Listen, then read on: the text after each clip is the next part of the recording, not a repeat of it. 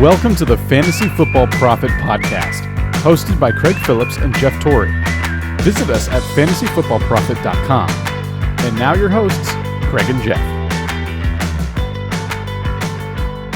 Welcome everyone to the Fantasy Football Prophet Podcast. I'm Craig Phillips, joined as always by Jeff Torrey, and today is normally our mailbag episode. We have like two questions from listeners today. Not many people play Week 17.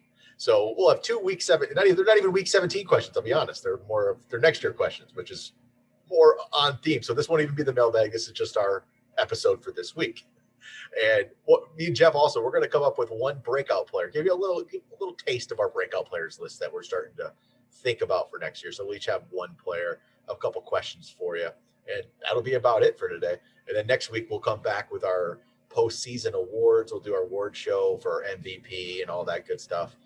And then we'll take a little break before we come back and get you guys going for 2021 already. So also, though, before we get this going, if you're in one of the relegation leagues, I just posted on Instagram.com/fantasyfootballprophet, our list of who's moving up, who's moving down in our relegation league. So that is all out there now for everybody. All 25 leagues, you can see who's up to the top, who's going down. Crazy thing for this year, the championship game of the Champions League was between, if I can get this right, it was between B Duke 1017 and Nightwing 523. That was a rematch of last year. So, okay. Yes, you got the two guys. And That's this awesome. year, though, B Duke got the win this year. Last year it was Nightwing.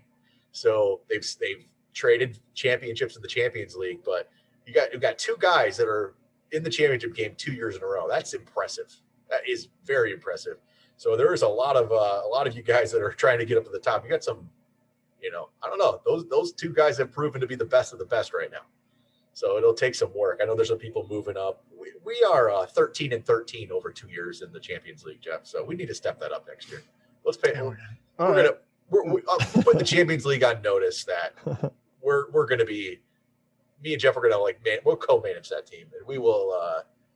Put a little elbow grease into that one. Watch out, guys. We're going for the Champions League title ourselves next year. We want to take that one. But yeah, all other 25 leagues. I don't know. Maybe if the interest is there, I might even jump and make a 6th tier. I don't know. I've thought about it before. I think it'd be. I got a lot of people interested when we posted that list up that wondering how to get into it, and how you will get into it if the time comes is you will have to have a review of the podcast on iTunes, on Apple Podcasts, a 5-star review, not just any review. Give us a 5-star. And that's how, when the time comes, when we look for people to join, if you've given us a review, you're in the league. So go get us a review on there. It always helps us out. And also one other thing, Jeff, since I can't get enough fantasy football right now, and because my season was not good, I won one title. I did win one title though. I'll say that. One title. It was in one of our relegation leagues. The best thing about that one, Jeff, that one title I won, my brother Nick was in that league and James was in that league. That is the only league I won. And James has been on the show a couple times, and then my brother. So that's the only league I won of the relegation leagues was that one. So yeah, it was the relegation league was fun. I think I had 4 of those type of leagues that I was handling. You had some good teams, but playoffs. Yeah, and the playoffs were wild because I think out of the 4, I made it to the semifinals in 2 of them and the finals in 2 of them. And I think, and both times, one I got cut down by Kamara, and I gotta give a shout out. I think in a couple of these, the last place team won it. Not last place. I mean, the 6th place, the 6th seed, right? Yep. Which is great. We have 6 teams that actually get into the playoffs. The first 2 get buys, and whoever gets hot at the end. So you're barely above 500. And the one that I laughed at the most, I was just running through this one. I was 9-4, which is relatively good. And I get my bye. I score. I double the person in the semifinals, and then I just hit a buzzsaw, and this Ryan Segala put up almost 170 on me. Just every guy did amazing, and he only went 7-6, but got hot at the right time. Takes it, and he's the champ of of this one. Which one is this anyway? So this is the Challengers 2. So he'll be moving up, obviously. You move up to the Contenders now. Yeah, a whole lot of fun. And there's been a couple of those. So I don't know. It's fun. The relegation league was a lot of fun to watch and to try to do what we can in. But we're kind of hands off. But at the same time, we do relatively. But I think next year game in the playoffs, man. Champions League, I'm not hands off next year. It's all. We got that. That was the one thing. It's much harder when there's so many leagues to make sure you hit the waiver wire. Right. And these people, man, are on it. They are. Those are the ones that kill me. We actually had one 6-7 team win a title. I think it was the only 6-7 team I think that made the playoffs that I even noticed, and they won the title, which is crazy. It's got hot. That's wild, yeah. If you're just hanging around at 500, there is a shot. I mean, that is obviously like injuries and stuff have really hurt you more than likely in the beginning, but a lot of it. But yeah, this year has been wild. I'm glad that Craig got one title. There we go. Hang his hat on it, and we'll move on. But it was very, very cool. And another thing I'll have out here, I don't know if it's this week, but next week, I started this last year where I created a spreadsheet of everyone's record of all time, and I created it in the relegation league and created a scoring formula to figure out where, based on which league you're in, your record, if you finish first, second, whatever. So that'll be out and updated, and we'll have who the top team of all time is in a relegation league, and you can move up and down on this. It's pretty cool. So B Duke is the top team of all time now after 2 seasons. So based on record and all that good stuff, it's a pretty intense spreadsheet. There's 280 teams in this. Actually it's gonna be probably 300 now with some dropouts, but there's 300 teams. You're all ranked, so you're gonna be able to see where you stand up to everybody, which is kind of cool. So now that I have the second year under our belts, it's gonna be really cool to see how that plays out. So. Yeah, now you really get the feeling whether or not you're moving up or down, and we've had some. We'll have had some teams what it's all about. Yeah, some teams that started in the Challengers will be up to the Champions next year, so that's already up a couple levels. And there's actually 1 or 2 teams that started in the Champions that are down to the Challengers. They've gone down a few levels, so that's always good.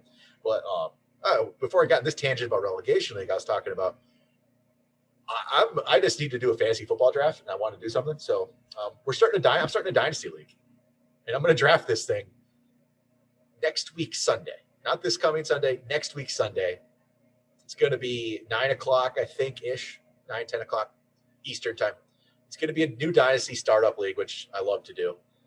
And this is going to be 12 teams, 26-man rosters with 4 taxi squad spots, which is basically be first and second year players that you can't have in your main roster. And no kickers, no defense, because I don't want to deal with those. And I want to open it up to the listeners of this podcast. So if you're listening right now, you have to be a pretty hardcore listener to us, our show. If you're listening to an episode after basically all the championships are done, if you're listening right now, I know you're a listener of the show. So I'm not putting this on Instagram yet. I will next week if we need a spot or two. But I want to open it up to people that are actually still listening and still obviously these are the people that play fantasy football and will probably have a lot of fun with a deep dynasty league like that, which I think it's going to be interesting. I'm going to end up with I don't even know who's going to be on my team, random guys that you barely have ever heard of, which I kind of enjoy. So that'll be next Sunday is going to be that draft. So if you want a spot in that, just hit us up on Instagram. Basically, Instagram is the best spot to go. Instagram.com/fantasyfootballprofit, or send us an email, fantasyfootballprofit@gmail.com, and get in. I don't know, Jeff, you want to join in this thing or what? What are you thinking here, Jeff? I am in. We are so many, but yeah, I kind of do want in on this one because I like the way you have set it up with the taxi squad and everything it's going to be. And I got to prove that my dynasty is not a fluke. Yes, let's do this. Feel the pressure. Yeah, you're going to do this thing. We're going to do this next week Sunday. So this is going to be done on the Sleeper app because ESPN doesn't have draft set up. Sleeper does. Sleeper has 2021 drafts all set up already, which is they're on top of things. What I like about this too, because I was asking you the questions earlier, but you were going to draft, and then after the NFL draft, we draft again. So you'll draft the rookies, which I love that it's so close together. Yep. Also, I'm interested, how is the point system going to work? Is it going to be kind of usual? And what is it'll probably be half point PPR. We'll go half point PPR because that's half point PPR. Okay. Yeah. And what does the roster look like? Because you don't have defense or kicker, you're going to add more flex positions. Yeah, I'm adding a flex spot. So it's going to be pretty simple, pretty normal. One QB, 2 running back, 3 receiver, tight end, 2 flex. So that'll be the only difference is you get a second flex. I like it. I think that's how we'll go with that. And we finally got rid of kicker after kicker and defense are gone. Forever. Yeah, they're gone. So this will be next week, Sunday night, whatever that is. I should probably look up the date here. I think that'll be the 10th, Sunday the 10th. We'll plan on probably a 9 p.m. draft. So Jeff, 9 p.m. Sunday the 10th. Mark your calendar. We're doing a startup dynasty league draft. It might take a little bit, but I love startup. Then startup dynasty is fun to do. So see what we come up with. I haven't done a startup dynasty in a while, so we'll see if I can. God, I feel like we're going to go after a lot of the same players. Like, how early are you going to draft Justin Jefferson? Well, he's not a secret anymore, so that one might not be as much. But we're about to give a breakout, right? This is the worst time to do it, but we're about to do breakout player. We'll do breakout. Let's hit. We had 2 questions, so we might as well hit them up real quick. Yeah, let's do those first. So B Schneck Brady, he won one of our leagues, I believe, this year in relegations. He has a question: is Deante Johnson worth keeping for an 8th round pick next year? Deante Johnson, would you keep him for an 8th round pick? And I think, yeah, I think that's probably a pretty good. I mean, it depends on who else you can get, but I think that's what it's going to come down. Eighth round is fine for him. Oh, yeah, for sure. I like the talent. Roethlisberger, I assume he's going to be back. That is another one that you have to make sure he doesn't decide to retire or something. Maybe he goes out. I mean, maybe he wins a championship. I don't know. That'll be another one. If he's not there, then I wouldn't do it. But yeah, it's who else do you have on your team? Do you have someone else that you like the upside a little more? But as of right now, yeah, Deante Johnson is worth the 8th round. And then the second question we had this week came from Dr. Gauthier. He said he won his championship, which is good because he's been on this. He's been asking us questions about every week on the mailbag. So if he won his championship, hopefully we helped a little bit in that. At least we didn't steer him completely wrong. Hopefully. But he says it's time to start preparing for next season. How do you guys feel about Jalen Hurts? We talked a little about Jalen Hurts last week. First of all, can we just talk about how I love that guy? I love that he goes, he just won, and he's like, it's time. What do we do? Are you the Michael Jordan of fantasy? You got to start going. One day off, and then he's like back in the gym. Exactly. He says, well, it's a 2 QB keeper league. 2 QB keeper league. You get to keep 2 players at the round they were drafted in, or the last round if undrafted. And he has Jalen Hurts, which would have been undrafted. And he's thinking he might be a potential fantasy stud next year. And we talked a little bit about this before. I think there's potential. We didn't want to rank him too high yet.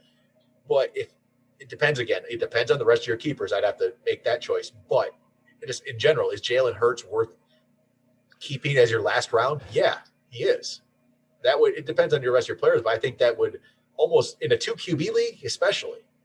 You get Jalen Hurts in the last round in a 2 QB league, I think that's a really good pick. If he's the quarterback, if he's the starter, which it feels like it's leaning that way. Yeah, at this point, I'd be surprised if he wasn't. Right. Yeah, and I think that is the best situation for him. Usually, when we talk about we're kind of ranking him outside the top 10, there are a lot of QBs, but when you're talking about 2 QB league, to Craig's point, he is a very valuable quarterback then, because he would be a high-end number 2 quarterback with upside. You can't say that for a lot of the other guys. So he would definitely be worth keeping. The interesting part, if you can keep 2 guys, who are you giving up then? That would be the question, but absolutely. In my mind, I would think that is a very good pick, especially for an undrafted QB. I mean, can't get much more value than that. And then we don't have any more questions, but one thing before we get to our breakout player, I just want to shout out here. It's your boy, Gino. He won the Challenger 7 League, and he commented that. He said, thanks, guys. Couldn't have done it without you. Never skip a pod. Won my Dynasty League with your help. So, Gino, if you're listening today, hit us up, man. You can be in that Dynasty League, but I'm not going to reach out to you. You better be listening. So, no, that's awesome. He won his Dynasty. Yeah, so if you want to be in another Dynasty, come, get a hold of us. That'll be fun to be in that league. So, all right, that's it for all that stuff today. Breakout players. We each picked. We'll once we get into like March-ish, we'll have we'll start with like an early list of breakouts, probably something like that. But we just wanted to give you one breakout player each today that we're already looking at. This guy's going to jump up a level next year, become probably more of like a fantasy star than it might be now. I don't know what Jeff picked, so I don't know what kind of level of player we have here. So I was actually going to wait. I was like, I have so many. And I was like, it can be anything. It could be a player that, he's a good player already, but we just think he's going to make that next leap. Could be somebody that's out of nowhere, but I have a couple of those. Yeah, but I don't think they're going to surprise anyone. So I don't know. Well, it doesn't even necessarily have to surprise. I just think this is a guy who is just going to make that next leap and be real. I'll bring my guy up here. So this is a player. It's not a name that anyone's going to be surprised about, but I think he's going to become a, top 10 running back possibly. I'm going with J.K. Dobbins. Yeah. Yeah, I laugh. He's like the number one on my list. There we go. So yeah. J.K. Dobbins, I don't see Mark Ingram coming back. I think Mark Ingram's gone. And so that leaves it as J.K. Dobbins and Gus Edwards. Gus Edwards is a pretty good running back. I'm not going to lie. And he's going to play. But just getting rid of Mark Ingram and changing it from a 3-headed monster to a 2-headed monster, I think that's going to do wonders for J.K. Dobbins. So this year alone, 121 carries, 645 yards, 7 touchdowns, at 5.3 yards per carry. Those are some impressive numbers. That is really good you double that. It doesn't quite work that way, but if you give him 240 carries, which isn't unreal for a running back, and he's up at 1,300 yards and 14 touchdowns. Maybe doesn't translate to that, but I like having a running back with a running quarterback. I've always said that. Not everyone agrees with that because sometimes it goes the other way. Like Josh Allen is a different story. Josh Allen takes away goal line carries. Dude, dude, he was so good this year. I'm so pissed. I know, right? But he's the one guy. There's the difference. So like Josh Allen takes away goal line carries. Lamar Jackson doesn't really take away goal line carries. The Ravens run the ball on the goal line with their running backs. And J.K. Dobbins, he will be their main guy next year. Gus Edwards will play and be involved, but J.K. Dobbins is a really, really good running back. And I think that's going to show. And I'm kicking myself because I knew I should have done it. I knew I should have drafted him in our Dynasty League last year.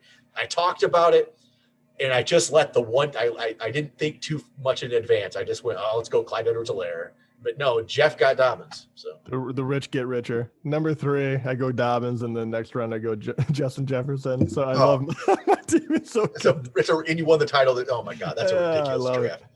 But Dobbins is my guy. Yeah, I love that one. I just want to add. I'll do someone else, obviously, but I do want to add a little more even fuel to that fire because all those stats you listed off absolutely correct, but it's much more backloaded into the end of the season. You want to see, right?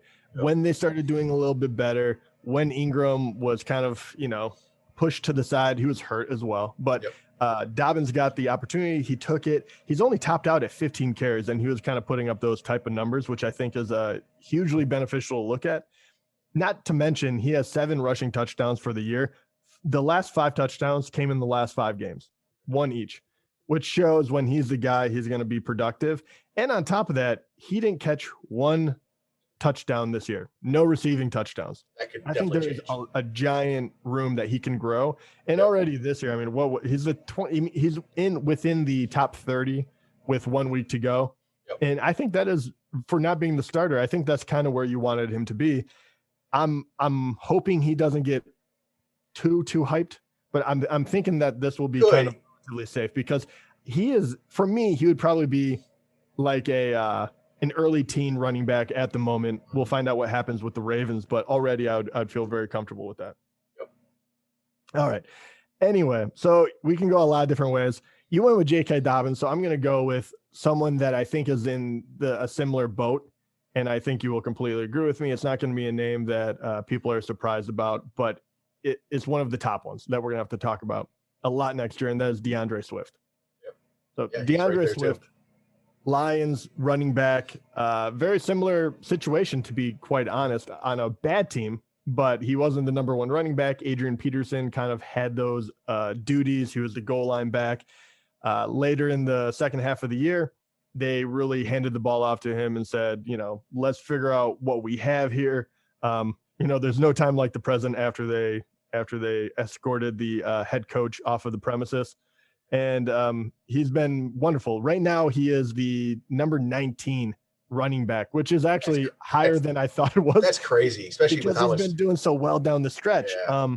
And we saw it, like he's been a little up and down throughout the year, but like I'm gonna have to cherry pick on this one. This is an interesting one. Dobbins was very like half the year he wasn't used quite as much. He didn't do as well. Half of it he was, and he did well. He kind of seems like a very consistent player. Swift, because of the bad team, has kind of been all over the place, but he has had 2 games over 20 points. He's had 4 more over 10 fantasy points. But like week 6 against Jacksonville, 14 carries for 116 yards and 2 touchdowns. And then even week 15, not so long ago, at Tennessee, a very good team, 15 carries, 67 yards and 2 touchdowns. And on top of that, he also caught a couple of touchdowns over the year. And he's been averaging about 4 catches a game, which is really, really good to see. And now the fact that they're giving him kind of the pounded out yards, that is the difference maker, because he can finally get those easy goal line carries and hopefully make pay dirt, which he's been doing a pretty good job at. So the only thing that can hold him back, which I can't imagine this really playing a role because he was a high draft pick. He's obviously one of their better younger players, but we don't really know what is going to happen with the coaching and the draft picks and anything like that, because once again, the Lions will be a mess and in flux. So that'd be the only thing that could derail him, but he is a scary good prospect on a really bad team. So you might get he might not be overdrafted, which is even better. Yep. And a lot of people are going to want us to like group Cam Akers in there too, but I think Dobbins and Swift are better. So. Oh yeah, by far. And I do have to say this too. I think they're better, but also Akers, even though he definitely showed up at the end of the year finally, he still scares the absolute crap on me. Like I would not have a high draft pick with him because I don't know what that team is going to be. They were relatively good and they were kind of crazy. And they still have some other talented running backs with him that I don't know if you're going to stop using him. You know what I mean? So he's a little scary on that one. I think Dobbins and Swift are just better backs. So we'll go with them. But all right, there we go. We gave you one breakout for next year. And if you're in leagues where you can still, if you're in a keeper league or dynasty, you can still maybe dynasty be harder, but a keeper league and you can try to go get one of these guys. Yeah, hey, try to see what you can pull off right now. You never know. It's the time of year to do it. So, but all right, that'll do it for this week. We'll be back next week with our postseason awards, final episode for a bit, and talk to you guys then.